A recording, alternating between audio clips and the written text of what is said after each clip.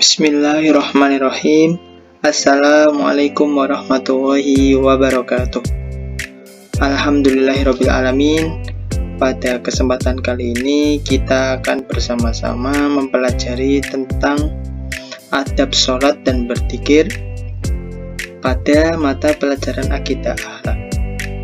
Bersama saya Bapak Muhammad Fahmi, kita akan mengulas lebih dalam tentang adab sholat dan berzikir.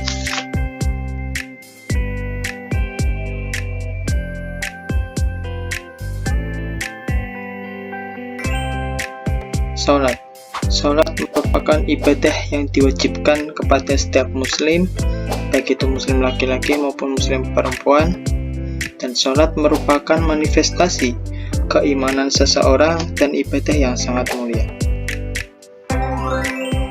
Pada saat melaksanakan sholat, tidak ada perbedaan antara muslim kaya maupun yang miskin, rupawan atau tidak.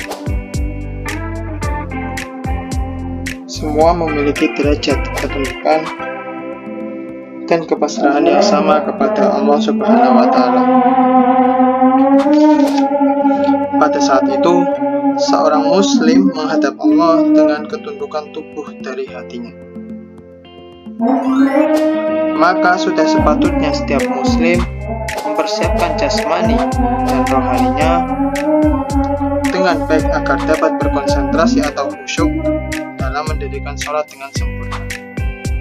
Untuk mencapai hal tersebut diperlukan pengetahuan dan pengamalan adab sholat dan berzikir sebagai wujud mengingat dan berdoa kepada Allah Subhanahu wa Ta'ala.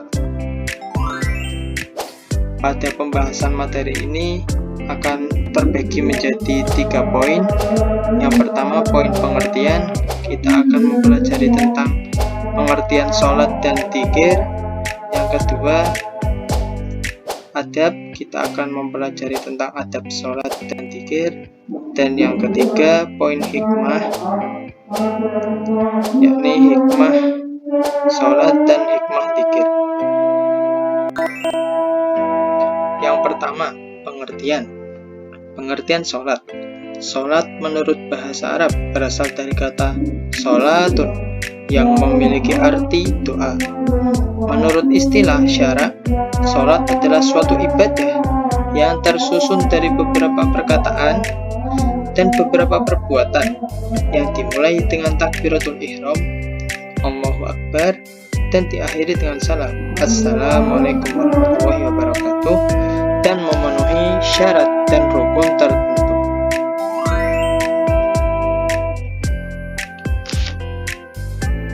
Salat merupakan rukun Islam yang kedua, sehingga tidak sempurna Islam seseorang apabila dia tidak melaksanakan salat. Menurut hadis Nabi, salat adalah tiang agama. Maka barang siapa yang mendirikan sholat, berarti ia telah mendirikan agama. Sebaliknya, dan barang siapa yang meninggalkan sholat, maka ia telah merubuhkan agama. Sholat diperintahkan untuk didirikan oleh semua muslim, karena menurut surat Al-Ankabut dapat mencegah perbuatan yang keji dan mungkar. Tepatnya dalam Quran surat Al-Ankabut ayat 45 berikut. A'udzu billahi minasyaitonir rajim.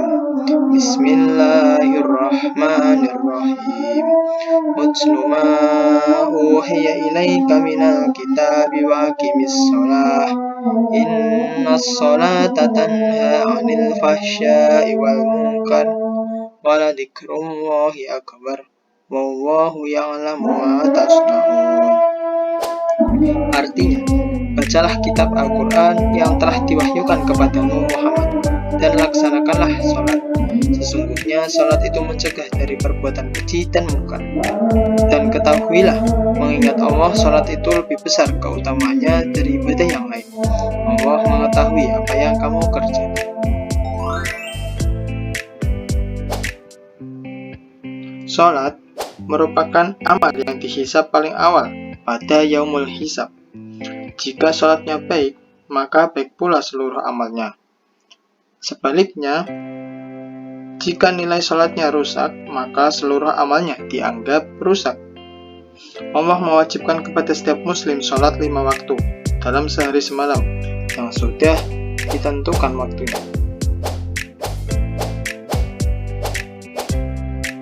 Sholat 5 waktu terdiri atas Isya, Subuh, Zuhur, Asar, dan Maghrib.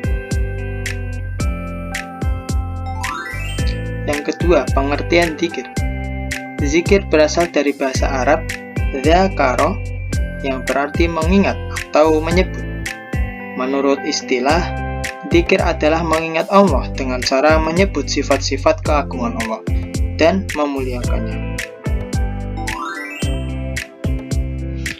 Zikir dalam istilah agama Islam berarti mengingat Allah dengan cara menyebut sifat-sifat keagungannya dan kemuliaannya, seperti membaca tasbih, membaca tahmid, takbir, dan tahlil. Hal ini yang disebut dengan zikir lisan. Zikir lisan dilakukan dengan menyebut-nyebut asma Allah, yakni berdzikrullah, merupakan salah satu perbuatan mengingat Allah dalam bentuk ucapan lisan yang mengandung arti pujian, rasa syukur, dan doa kepada Allah Subhanahu wa taala. Adapun pengertian zikir di sini tidak hanya terbatas pada pengucapan lisan yang mengandung kalimat-kalimat thayyibah semata, kan tetapi yang dimaksud dengan zikir di sini adalah segala gerak, baik fisik maupun jiwa, yang menggerakkan hati untuk semakin dekat dengan Allah dan senantiasa mengingat Allah. Allah memerintahkan untuk melakukan zikir seperti disebutkan dalam Al-Quran berikut ini, tepatnya dalam Quran Surat Al-Ahzab ayat 35 berikut. A'udzu billahi minasyaitonir rajim. Bismillahirrahmanirrahim. Innal muslimina wal muslimati wal mu'minina wal mu'minati wal qanitina wal qanitat wal qanitina wal qanitati was sadiqina was sadiqati was sabirina was sabirati wal khashiina wal khashiat wal khashiina wal khashiati wal mutasaddiqina wal mutasaddiqati was saimina was saimat was saimina was saimati wal hafidina furujahum wal hafidati wadzakirina Allaha katsira wadzakirina Allaha katsiran wadzakirati a'addallahu lahum maghfiratan wa ajran 'azima. Artinya, sungguh laki-laki dan perempuan muslim, laki-laki dan perempuan mukmin, laki-laki dan perempuan yang tetap dalam ketaatannya, laki-laki dan perempuan yang benar, laki-laki dan perempuan yang sabar, laki-laki dan perempuan yang khusyuk, laki-laki dan perempuan yang bersedekah, laki-laki dan perempuan yang berpuasa, laki-laki dan perempuan yang memelihara kehormatannya, laki-laki dan perempuan yang banyak menyebut nama Allah. Allah telah menyediakan untuk mereka ampunan dan pahala yang besar. Selanjutnya, adab. Yang pertama, adab sholat. Adab sholat ada berbagai macam. Yang pertama, khusyuk.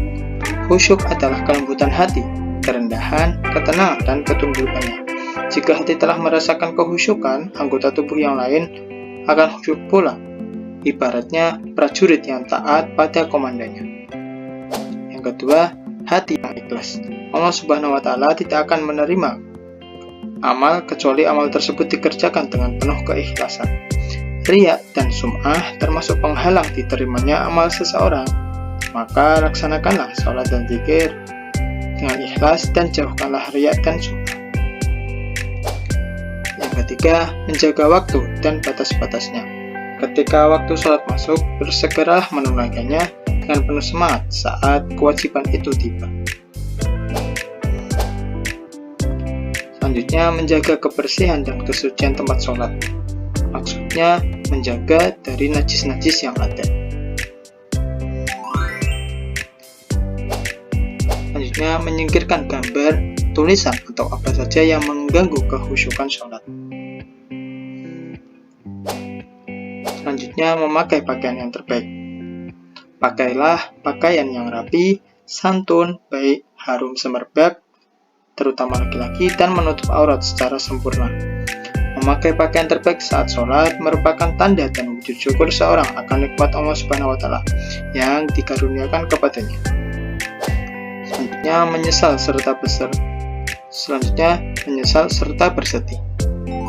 Nah, selanjutnya ada adab berzikir. Adab zikir juga terdiri dari berbagai macam. Yang pertama, ikhlas.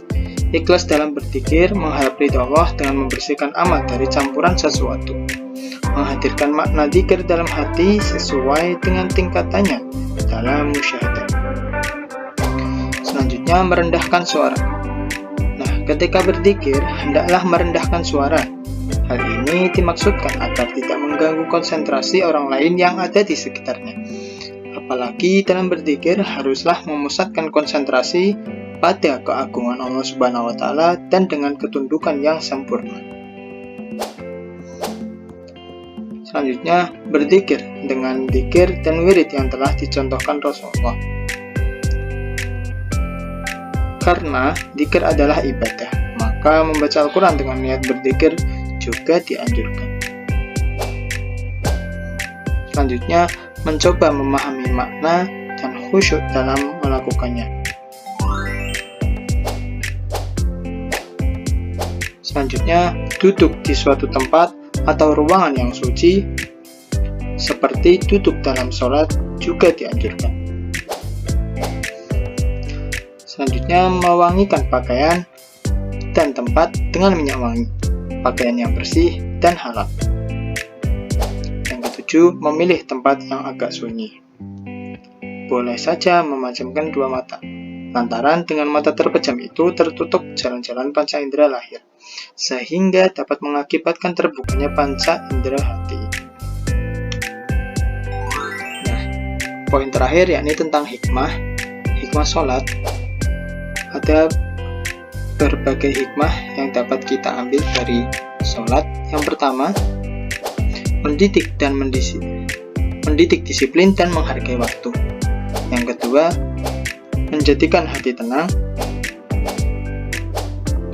Yang ketiga, menyadarkan manusia tentang hakikat dirinya sebagai hamba Allah.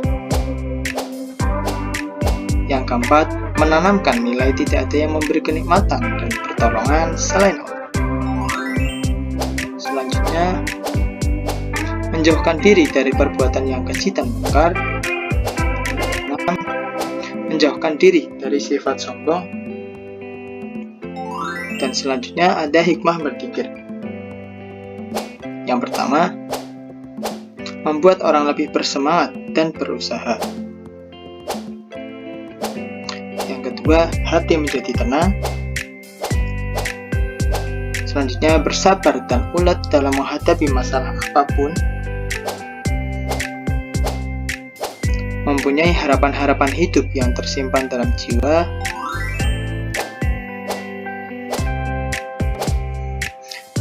Menjadikan diri dekat dengan Sang Pencipta. Yang keenam, menjadikan diri sebagai orang yang rendah hati dan tidak sombong. Dan yang ketujuh, semakin arif dan bijaksana dalam menyikapi permasalahan apapun yang dihadapi. Nah, demikian materi yang dapat Bapak sampaikan. Tadi telah kita pelajari bersama tentang pengertian sholat, pengertian zikir. Lalu kita telah mempelajari juga adab sholat dan adab zikir, serta hikmah sholat dan hikmah zikir. Semoga dapat bermanfaat. Cukup sekian, terima kasih. Wassalamualaikum warahmatullahi wabarakatuh.